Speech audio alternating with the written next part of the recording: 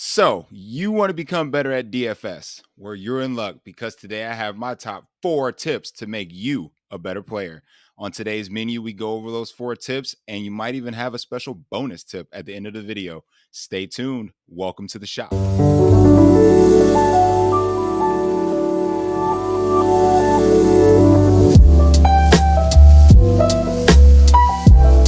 Welcome everybody into the DFS Deli. I'm the proprietor of this delicatessen, Sully Ali Shaheed, and I'm going to hit you with those 4 tips to make you a better DFS player.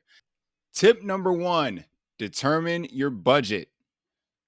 Determine how much money you're willing to lose on a weekly basis, whether it's $5 or $5,000, and make sure it's not to the point where it's detrimental to your life. Do not go gambling the rent on DFS. This also will help you determine the type of tournaments that you can enter on each site on a week-to-week basis.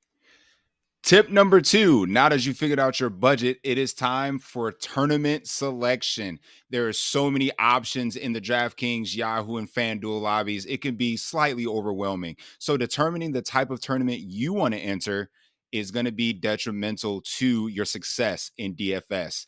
There are single entry, mass multi-entry, GPPs, which stands for guaranteed prize pool tournaments. The bigger the tournament, the larger your odds are to winning that tournament. So take my advice and go for those smaller field single entry GPPs. If you can't max enter it, the chances of success are drastically lowered. Don't be baited by the Millionaire Maker tournaments, those big, large, guaranteed prize pool tournaments that are out there. Stick to the smaller field and work your way up. If you have $20 to spend, don't use one entry on the Millionaire Maker. Use it for 20 single entry lineups in dollar contest.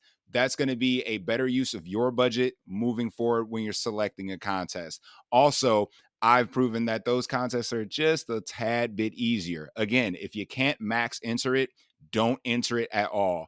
Single entry, 3 entry max, 5 entry max. Those are the contests I normally stick with. So choose your tournaments wisely. Tip number 3, get ready for the late swap. Late swapping is an option in your lineups that you can utilize to take advantage and resurrect a dead lineup. So you have your early window on a main slate and your late window on a main slate. So what you want to do is have your latest player in that flex position. And if your 1 o'clock players are failing, get ready to late swap. So take advantage of moving those players out of that position and going to a player that is lower owned. So if you have a chalkier player that's in that flex spot, or even your quarterback wide receiver combos going at that 4 o'clock spot, and your 1 o'clock players did not hit, make sure you're ready for the late swap. Get those guys out of there and give yourself a chance to even make the cut line or potentially win a tournament. Less than 10% of DFS players use the late swap. Do not be one of them. Get ready to late swap. Tip number 4 is going to be roster construction. So you're in your lobby and you're ready to build those lineups. I follow one simple model, and that is double stack, bring back, and secondary stack. That means we're going to take a quarterback and 2 of his pass catchers, whether it's a tight end or wide receiver, or 2 wide receivers, or in some special cases, running back and wide receiver, running back, tight end.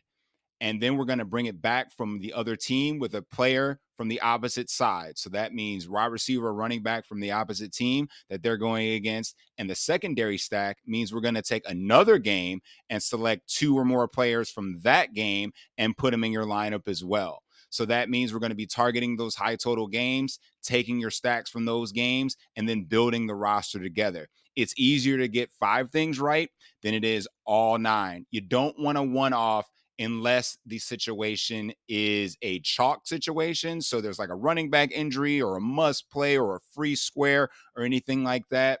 And then you're just going to build that around your stacks. So make sure you correlate those lineups. Double stack, bring back, secondary stack. It's as simple as that. Opposite. Tip number 5, the bonus tip. The absolute necessity when it comes to building lineups for DFS and being a better player. You want to know what it is? You really want to know what it is? I need it! subscribe.